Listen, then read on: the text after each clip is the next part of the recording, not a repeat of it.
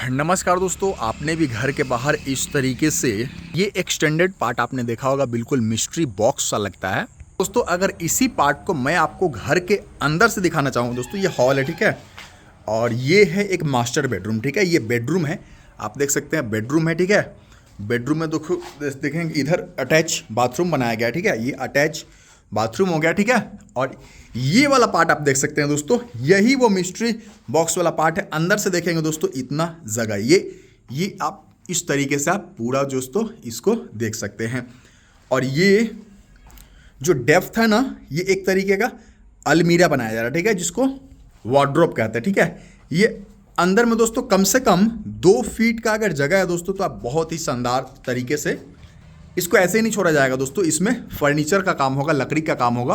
दोस्तों बात कर लेते हैं इसको बनवाने से क्या फ़ायदा आता है, कितना खर्चा आता है, और साथ ही साथ दोस्तों कुछ गलती मिस्टेक जो लोग करते हैं वो इस वीडियो में कवर करने वाला हूँ। खर्चा तो मैं बताऊंगा दोस्तों, पहले इसके फ़ायदे जान लीजिए, फिर इसके नुकसान भी बताऊंगा, और बनाने में जो गलती करेंगे तो उसका क्या खामियाजा आपको भुगतना होगा ये भी मैं आपको बताना चाहता हूँ। दोस्तों फ़ायदा तो ये है, मान लीजिए कि ये आपका दोस्तों बेडरूम का दीवार है ना, ये आप देखेंगे जितना भी अगर कोई अलमीरा वगैरह खरीदते हैं दोस्तों, तो वो आपके बेडरूम के अंदर से जगह लेता है, ठीक है। चलिए मैं आपको दिखाता हूँ कुछ इस तरीके से। आपको बेडरूम के अंदर जो ये जगह है दोस्तों, मान लीजिए अलमीरा आपको रखना है, इस कॉर्नर पर रखना है, तो इतना जगह दोस्तों अलमीरा ले लिया, इधर आपने बेड लगाया है, तो जगह बहुत ही कम बचता है बाकी चीज़ों के लिए, ठीक है। और इसमें फ़ायदा ये होता है दोस्तों कि आप देख सकते हैं ये बिल्कुल बेडरूम के बाहर में बना हुआ होता है दोस्तों, इससे बेडरूम के अंदर में जगह बचता है। एक तो ये हो गया। अब इसको बनवाने को लेकर के भी लोग परेशान रहते हैं। बहुत से लोग सिर्फ और सिर्फ ऊपर से नीचे तक दोस्तों ईंट की जुड़ाई कर लेते हैं। बहुत से लोग क्या करते हैं कि नीचे से ऊपर तक ढलाई कर लेते हैं। बहुत से लोग इस तरीके से दोनों को मिला करके बनाते हैं। सबसे बढ़िया और किफ़ायती तरीका क्या है ये मैं आपको, और उससे भी इम्पॉर्टेंट चीज़ दोस्तों, आपको इसमें गलती नहीं करनी है, क्योंकि बहुत सारे इसमें गलती होने की गुंजाइश होती है। जैसे कि बहुत से लोग इस वाले ये जो 3 तरफ से दोस्तों दीवार दिया गया है ना, इसको 9 इंची का कर लेते हैं, ठीक है, जिससे आपको ज़्यादा जगह की आवश्यकता पड़ती है। एक चीज़ हो गया। दूसरा चीज़ है दोस्तों, बहुत से लोग जो ब्रिक वर्क करते हैं तो सिंगल ईंट का ब्रिक वर्क कर लेते हैं।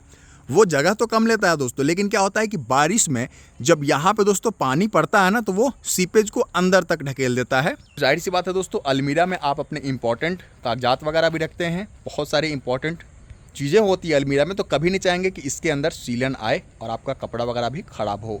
दोस्तों बात कर लेते हैं कि यहाँ पे देख सकते हैं नीचे से, और इसको ज़मीन के नीचे से निकालने की आवश्यकता नहीं है दोस्तों। जो आपका जो ये प्लिंथ बीम या फिर दोस्तों जो डीपीसी देख रहे हैं ना, फर्श का जो लेवल होता है, फर्श से आप कोशिश कीजिएगा कि फर्श से दोस्तों आपको जो है वो 3 इंच ऊपर से इसको स्टार्ट करना है।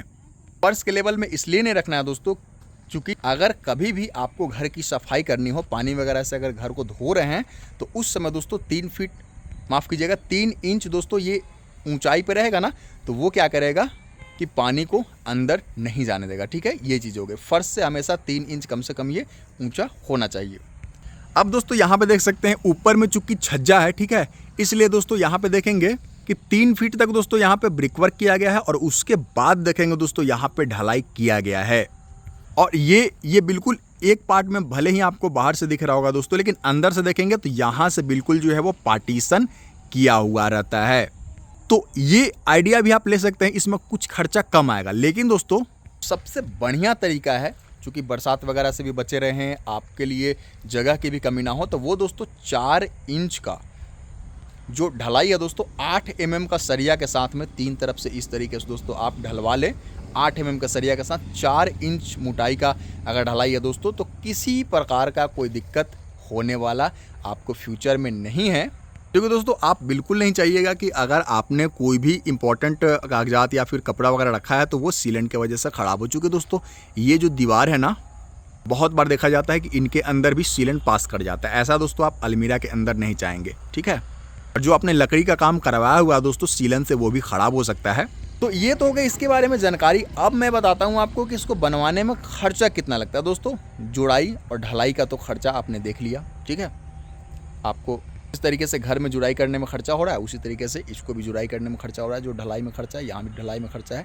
लेकिन दोस्तों इसके अंदर जो लकड़ी का काम होता है ना, उस पर डिपेंड करता है कि आप किस तरीके से खर्चा करवाना चाहते हैं। नॉर्मल भी अगर जाएंगे दोस्तों, अगर किसी भी कारपेंटर को कॉन्ट्रैक्ट दे रहे हैं ना, तो 800 से लेकर के 1000 रुपये मटेरियल प्लस लेबर कॉस्ट की मैं बात कर रहा हूँ, ठीक है। 800 से 1000 रुपये दोस्तों आपको जो है वो कॉस्ट पड़ने वाला है। तो मान लीजिए ये अगर दोस्तों यहाँ 7 फीट का भी लेते हैं, यहाँ से लिंटर लेवल तक 7 फीट, और इसका जनरली लोग 3 फीट 3.5 फीट रखवाते हैं, ठीक है। और फिर ऊपर में दोस्तों अगर आप कुछ काम नहीं करवाते, क्योंकि ऊपर में आपको फर्नीचर का काम करवाने की ज़रूरत नहीं है दोस्तों, एक ऊपर से दोस्तों इस तरीके से डोर लगवा दीजिए, काफ़ी है उतना, ठीक है। लेकिन इतना 7x3 का भी अगर देखें दोस्तों, तो ये लगभग 20-21 हज़ार के करीब में आपको खर्चा पड़ जाएगा इसको बनवाने में।